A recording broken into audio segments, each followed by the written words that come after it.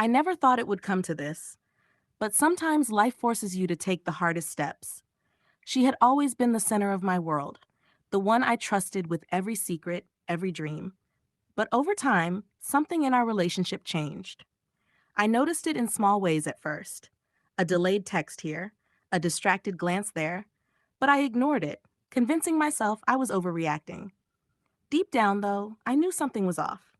That night, I made my decision. I couldn't stay and watch the person I loved betray me any longer.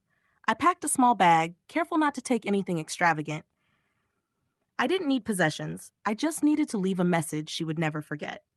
On the table, I placed an envelope, sealed neatly. Beside it, I put a photo of us from happier times, smiling and carefree, a reminder of what we once had. And finally, I left the ring I had given her on our first anniversary, the one she always said she would never take off. I stepped out into the night, the cool air hitting my face, trying to steady the whirlwind of emotions inside me. I didn't look back.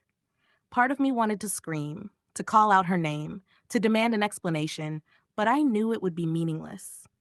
The betrayal had already spoken louder than words ever could. When she came home, the silence in the apartment was deafening. She noticed the bag first, then the envelope, the photo, and the ring. Panic set in immediately. She tried calling my phone, sending frantic messages, but I didn't respond. I wanted her to feel the weight of her choices, to understand what it felt like to be left without closure. Inside the envelope was a letter, simple but honest. I told her that I had loved her with everything I had, but that trust, once broken, could never be rebuilt.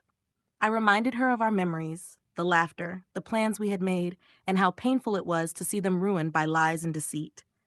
I didn't want revenge, just for her to know the truth and the consequences of her actions. Hours passed, and still I didn't return.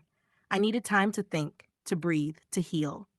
The apartment, once full of life and shared dreams, now stood as a quiet reminder of what we had lost. I realized that leaving was not just about her betrayal. It was about reclaiming my own peace and dignity.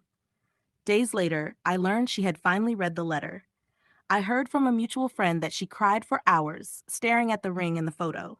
I didn't feel satisfaction, just a strange, bittersweet relief.